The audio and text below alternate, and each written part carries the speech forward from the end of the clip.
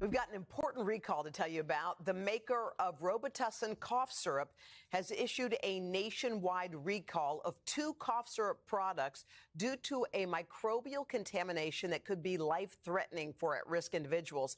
Consumers who have the product should stop using them immediately. Contact a doctor or healthcare provider if any adverse symptoms occur. For a full list of products affected, go to our website, today.com.